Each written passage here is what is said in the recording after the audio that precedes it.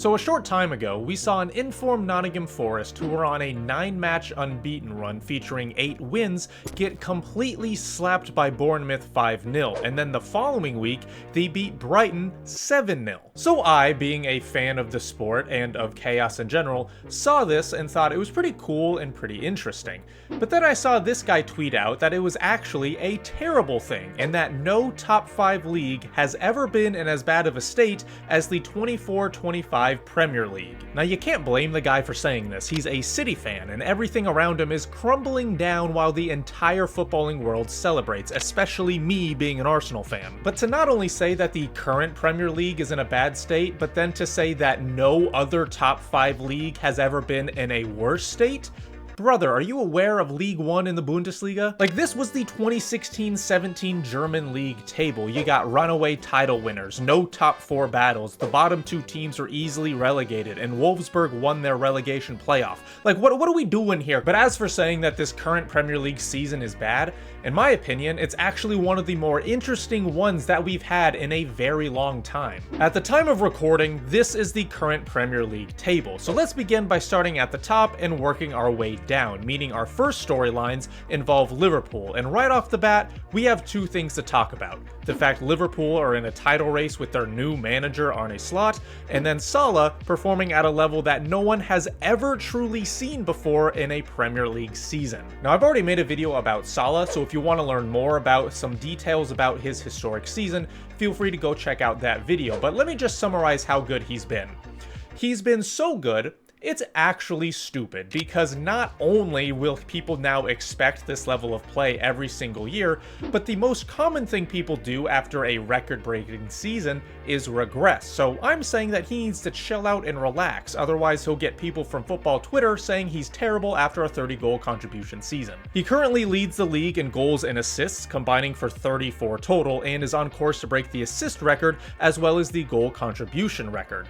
There's nothing more to say about him except well done, and please stop scoring so Arsenal have a chance to win the league. But as unstoppable and important as Salah has been for Liverpool this season, the squad overall has been quite solid, and that's pretty impressive considering that this is Arne Slot's very first season as the Liverpool manager. Only 4 managers in the past have won the league in their debut season in the Premier League, which include Jose Mourinho in 04-05, Carlo Ancelotti in 09-10, Manuel Pellegrini in 13-14, and Antonio Conte in 16-17. While Mourinho's 04-05 season is one of the most impressive in league history, regardless of him making his league debut, Slot's season with Liverpool has the potential to be as good as the other 3, at least in terms of points and if they were to win the league trophy. It's also worth mentioning that Liverpool topped the Champions League table and is still in the FA Cup and the League Cup.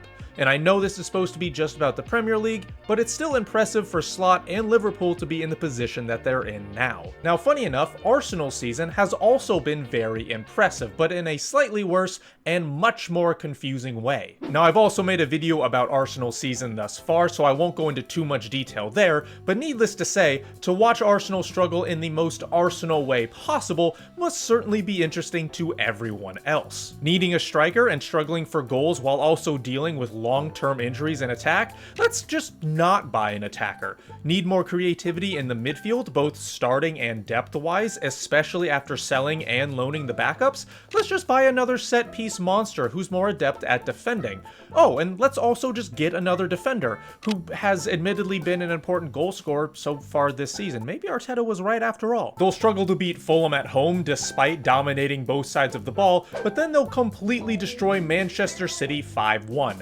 I have genuinely no idea what to expect from them from a game-to-game basis. It's like opening the box in Call of Duty Zombies, right? You'll see your friend get the ray gun, but when you try it, god damn it, I don't want the log. Moving on, we have perhaps one of the most interesting stories in the entire Premier League this season, and that is about the club who just got slapped 5-0 and then the next week won 7-0. This is Forest's 3rd season in the Premier League since being promoted back in 21-22 after a 20-year hiatus, where they only got promoted because of the playoffs, and they finished just outside the relegation zone the last 2 seasons. So naturally, they're currently 3rd in the league, have conceded the 3rd least amount of goals, have the 4th highest goal scorer, have an amazing center-back partnership, have a winger getting crucial goal contributions at the right time, and have a midfielder whose stats don't reflect how vital he's been for the squad. You know, just as you do. And while all of these players have been vital for this team's success this season, we need to talk about the club's managers, both the current one and the previous one. Now, Steve Cooper needs to be given his flowers because he was the one that helped Forest survive in the Premier League and even got promoted to the league in the first place.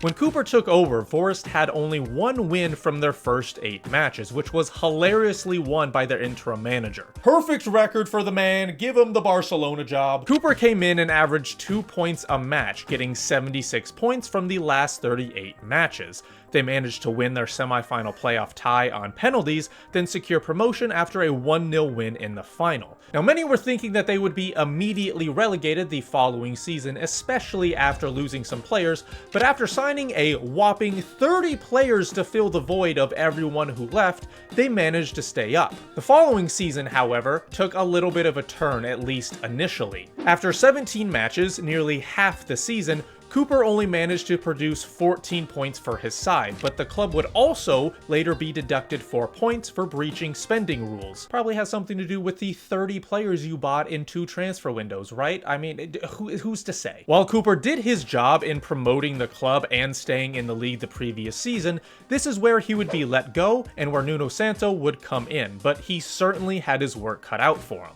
With the point deduction in mind, the club was sitting just 1 point above the relegation zone, and the team above them, Crystal Palace, was 7 points ahead, a huge gap for teams battling relegation. However, thanks to better form and 3 of the worst relegated sides I have ever seen in my life, Forest managed to stay up for another season. And that brings us to this year. How on earth has Nottingham Forest managed to be in 3rd place over halfway through the season, be the only club to beat the league leaders, all after being lucky enough to stay in the league in the first place? The simple answer? Nuno Santo. Now, there are 2 sides to this man in the Premier League. The man who brought Wolves up and made them a top 10 Premier League club, versus the man who went to Tottenham and got sacked less than halfway through his first season. Now, based on how Tottenham are currently doing, I don't think anyone would necessarily blame Nuno Santo entirely for how things went down. It's Spurs after all. So maybe Santo is the type of manager to bring clubs who, on paper, are not as good as their competitors to a level that can compete with said competitors. If you look at the types of players Wolves used back then to Santo's current Forest side, there's some similarities. Both teams like to counter at pace, both had strikers that were bigger, good in the air, and pure finishers, both had pacey players, and both had people who were great at progressing the ball. While the playstyle overall might be a bit different, the players that are being used to bring Wolves success is very similar to Forest's current squad, and why Nuno Santo should be highly praised. A top 7 finish to secure European football seems to be on the cards, and if they happen to get it, they will be well on their way to returning to their former selves. Now, speaking of former selves, Newcastle look to be back in top 4 contention, but I specifically want to highlight Alexander Isak. Now, he's been a highly rated prospect since his time at Dortmund when he was just an 18-year-old, but unfortunately, he hasn't lived up to some lofty expectations. His time at Dortmund was pretty unsuccessful, and while a loan spell at Willem was great and he had moments of brilliance at Real Sociedad, he never quite put everything together. And after a move to Newcastle that saw his first season riddled with injuries, he had some quiet success the last season, netting more than 20 goals in the league. But that should be expected for someone with his price tag and someone who had his expectations. This season, however, he has finally broken through and is proving to be the player that we all thought he could become 7 years ago. He already has as many goal contributions in the league this season as he did last year, with almost half the season left to play. He has been pivotal in Newcastle's quest to regain Champions League football, and after a disappointing season last year, Newcastle could be looking at consistently finishing in the European places. But if Isak is still at the club, it'll make that challenge a hell of a lot easier. As for the opposite of former selves, there's Bournemouth. In 7th place. Motherfucking Bournemouth. Now, we were just talking about Forest winning 8 out of 9 matches, but Bournemouth are in a similar run of form, only losing a single match against Liverpool in their previous 12 games, with 7 of them being wins. They have a good combination of players who have Premier League experience like Kepa and Lewis Cook, but they also have some young talents like Kirkej and Howson. Again, man, motherfucking Bournemouth. Like, what? Now, what's interesting is that this actually isn't as big of a surprise as as you think it is if you were to look a little bit deeper. Don't get me wrong, it's still absolutely nuts, but if you look at Bournemouth's last 13 matches at the end of last year, an entire 1/3 of the season, you can see that they were in pretty good form. 6 wins, 2 draws, and 5 losses puts them at 20 points from 13 matches, which would give them about 60 points over the course of a full 38 match season. Compare that to their current record of 40 points from 24 matches, and that would give them about 63 points on the season. It should also be considered that they only sold one big player from last season, which was Solanke for 64 million euros, a 40 million euro profit by the way. They then used that to bring in some of their current players, like Kepa on loan, some people to replace Solanke, and Dean Howson, a 19-year-old center back who just recently came into the side and started dropping masterclass performances as if he's a 30-year-old with a decade of Premier League experience. He's just a chill guy though, nothing to get crazy about. Their manager has also been someone to make fantastic changes as well, and should be up for Manager of the Year next to Nuno Santo and most likely Arne Slot. So to recap, they picked up right where they left off from last year, didn't lose many pieces over the summer, and added young, quality players to make their club even better. It has to be said again, mother-f***ing Bournemouth. Now I know I went out of order from the table a bit, but I wanted to group these last 3 storylines together because it's something that we can all laugh at. And that's City's downfall, United's downfall, and Tottenham's average season, I guess. Manchester City is starting to finally slow down a bit. Now, I won't go as far to say that they're completely washed, because if we know anything about City, it's that their inevitable second half of the season title charge is going to start at any time. But it certainly looks like they won't be winning the title this year, as the most points they can get right now is just 83, which is not only their lowest point total over the past 5 years, but Liverpool would have to average less than 2 points a game for the rest of the season to get leapfrogged by them.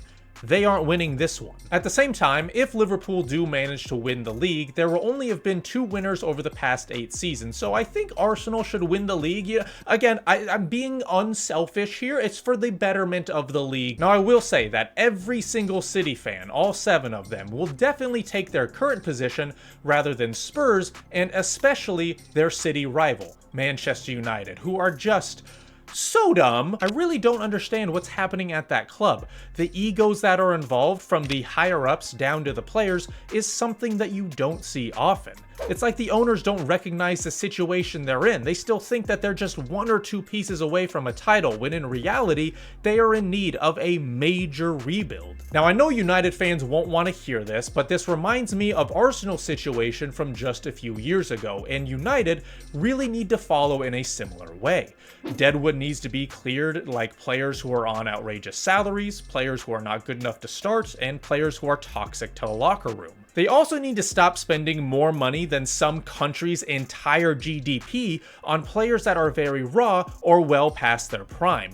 This is not the time to spend 43 million on a striker, especially when you just spent 74 million on a striker only 1 year ago. As for the manager, I'm unfamiliar and unsure if Amorim is the person to take United forward, but if he is, he needs to be given time. I've already seen Amorim out things on Twitter, and that's the stupidest thing I think I've ever seen. So again, Man United, take all that pride and all that ego you have and just set it aside for a couple of seasons. Let the budding youngsters develop while you also get cheap players or academy products playing around them so they can grow as a group.